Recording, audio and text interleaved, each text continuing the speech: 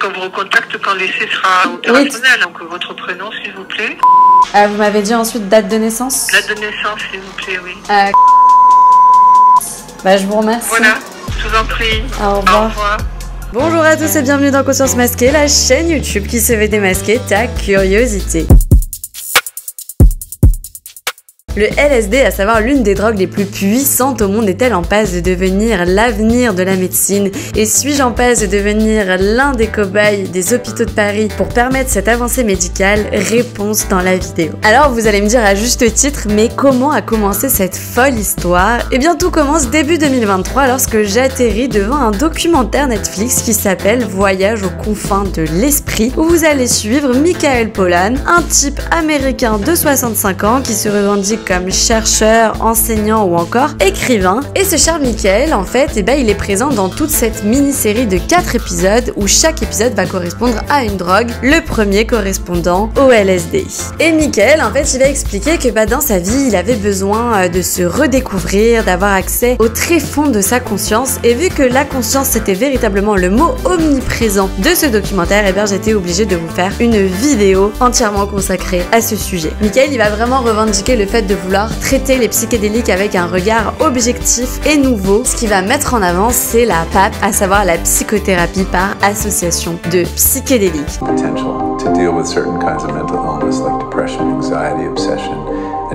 Car oui, vous vous en doutez, Michael ne va pas proposer de vous droguer joyeusement avec une ribambelle de hippies sous LSD. Non, il va vous proposer de faire ça dans un cadre médicalisé, donc de vous droguer à l'hôpital, sous la surveillance de médecins, avec des microdoses, donc comprenez des doses qui correspondent à 1/10 voire 1/20 de ce que vous pourriez prendre dans des festoches. Mais là, vous allez me dire à juste titre, pourquoi? Eh bien parce que vous avez beaucoup d'études qui ont montré l'impact positif qu'auraient les psychédéliques et le LSD en particulier pour traiter de joyeuses choses comme la dépression, l'anxiété, les traumas, comprenez le fameux trouble de stress post-traumatique ou encore les TOC. I think the most common misunderstanding of psychedelics is that they make you crazy. For certain people, they make you sane. Évidemment, il y a des effets négatifs quand vous prenez toute drogue, mais en fait, c'est assez connu que ça va vachement dépendre déjà premièrement du dosage, de l'état d'esprit dans lequel vous vous trouvez et des prédispositions psychologiques auxquelles vous faites face. Some people do have psychotic episodes on psychedelics. Momentous step. To use these drugs and they should be approached with great caution. Et là, en mettant en place des microdoses dans un cadre rassurant, médicalisé et dans lequel vous êtes accompagné, vous êtes censé réduire au maximum les effets négatifs et n'en retirer que les effets positifs. Après, il met aussi en garde en disant que ce n'est pas quelque chose de miraculeux, que chaque patient pourra avoir des effets différents qui seront probants ou pas. En gros, c'est un peu vous et votre chance, ça marche ou ça marche pas. Il y a des patients qui n'ont pas répondu du tout. Ça va pas régler tous les problèmes. Mais cependant, toutes les études récentes s'accordent à dire que les psychédéliques ont un aspect intéressant pour traiter tous les problèmes ou toutes les pathologies que je vous ai énoncées juste avant. J'en suis certain, et c'est déjà le cas, ça fait faire un bond en avant à la psychiatrie. Mais alors, vous allez me dire comment c'est possible? Eh bien, tout simplement car le LSD va agir de manière assez puissante sur le cerveau et les gens qui vont en prendre vont présenter de nombreux effets. Comprenez la synesthésie. C'est par exemple le fait de voir les sons ou encore d'entendre les couleurs, dû au fait que toutes les zones de votre cerveau sont actives en même temps et qu'il n'y a pas de brouillage qui empêche leur communication. Donc comprenez qu'en fait dans votre cerveau c'est un festival avec des autoroutes à 180. En plus de l'euphorie, de l'expansion de la créativité ou des autres effets souvent connus et des hallucinations visuelles souvent associées, on va également avoir ce que l'on appelle la mort de l'ego. Alors qu'est-ce que c'est la mort de l'ego? C'est tout simplement une sorte d'expérience où en fait vous observeriez de l'extérieur et vous seriez libéré de votre ego, c'est-à-dire dénué de tous vos bagages émotionnels qui vous enchaînent dans votre vie quotidienne, de toutes vos peurs, vos ressentiments, vos prénotions, et ça vous permettrait en fait de renaître en quelque sorte et aussi d'avoir accès à une partie de votre conscience à laquelle vous n'auriez pas accès en temps normal et de ce fait vous pourriez revivre des souvenirs ou des traumatismes que vous aviez enfouis voire même oubliés au plus profond de vous et qui sont les causes en fait de vos dépressions, vos TOC ou vos troubles de stress post-traumatique. La prise de ce psychédélique vous permettrait de les revivre mais de manière positive et apaisée et donc d'en finir avec ce qui cause vos troubles ou vos problèmes à l'heure actuelle. Et là vous allez me dire attends mais c'est génial, je peux me droguer à l'hôpital avec des médecins et en plus ça se passe bien et ça règle mes problèmes,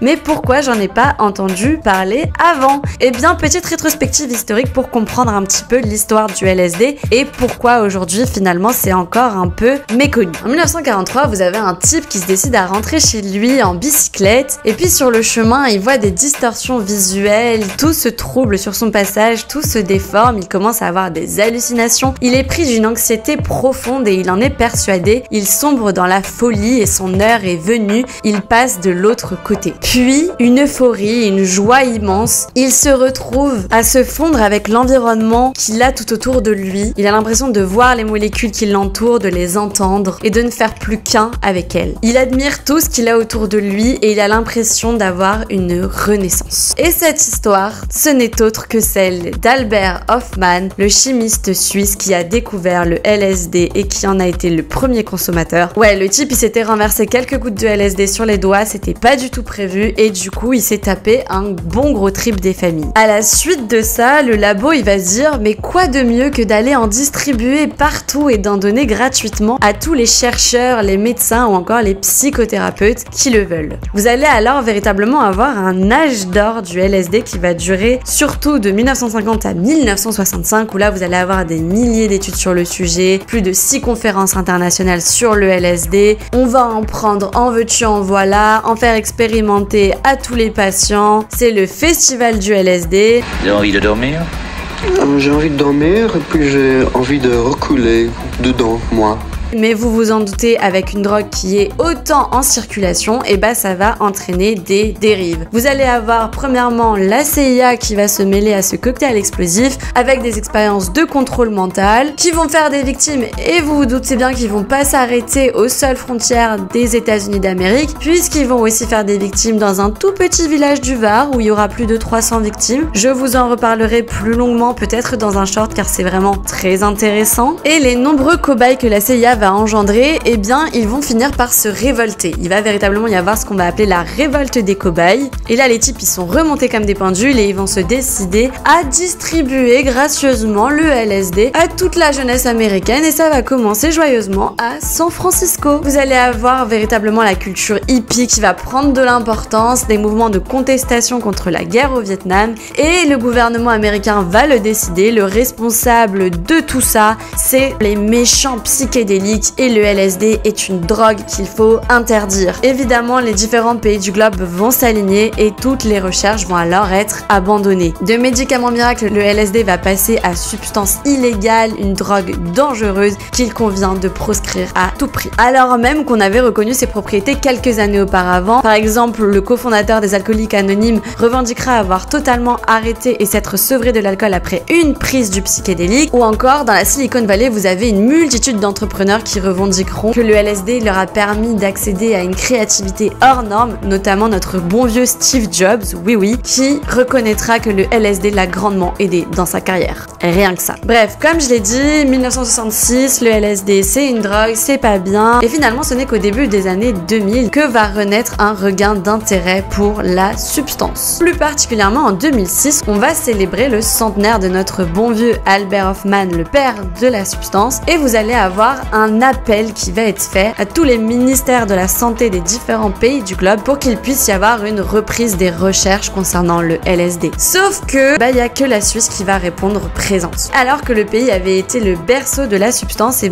il va également la faire renaître. En 2012, vous allez avoir une méta-analyse qui va comprendre plus de 6 études et plus de 500 patients qui va mettre en lumière que le LSD est véritablement efficace pour l'arrêt de la dépendance à l'alcool. Et en 2020, une étude réalisée par McGill au Canada mettra en évidence que les psychédéliques semblent fonctionner dans le traitement de la dépression ou encore de troubles associés à l'autisme. Et là, vous allez me dire, ok, super, merci pour les infos, mais qu'est-ce que toi tu viens foutre dans cette histoire en tant que cobaye? Eh bien, moi aussi, j'ai fait mes recherches et j'ai contacté les hôpitaux de Genève par mail, puisque j'ai vu qu'ils pratiquaient la fameuse PAP. J'ai présenté mon profil, mon âge, ma situation, et je leur ai tout simplement demandé ce qu'il était envisageable de faire ou non. Ils m'ont alors répondu ceci. Malheureusement, conformément aux règles strictes de l'Office fédéral de la santé publique, ce traitement peut se faire uniquement pour les patients résidant en Suisse. Mais dans ce même mail par la suite, ils m'ont également communiqué une adresse mail française à laquelle je pouvais adresser ma requête. C'est alors ce que j'ai fait, mais la réponse se faisant attendre, je me suis décidée à continuer mes recherches et quelle ne fut pas ma surprise quand j'ai vu qu'en mars et en avril 2023, il y avait des articles qui étaient sortis faisant état d'essais cliniques et de tests dans les hôpitaux de Paris, de la Salpêtrière et de Sainte-Anne, associant le traitement de la dépression ou de troubles mentaux à la prise de psychédéliques. J'ai alors appelé les deux hôpitaux concernés et je vous laisse constater par vous-même.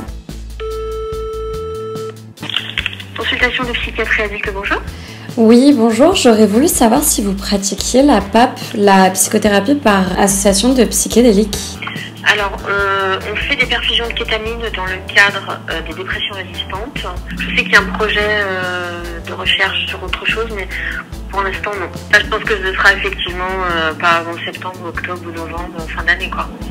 D'accord. Je sais que c'est un projet, mais je sais pas ni quand, ni comment, ni les modalités, par contre. Hein. Vous savez, je pense qu'il doit faire des démarches auprès des hautes instances françaises. Qu'on vous recontacte quand l'essai sera mis en opérationnel. Oui. Donc, votre prénom, s'il vous plaît. Vous m'avez dit ensuite date de naissance? Date de naissance, s'il vous plaît, oui. Je vous remercie. Voilà, je vous en prie. Au revoir. Au revoir.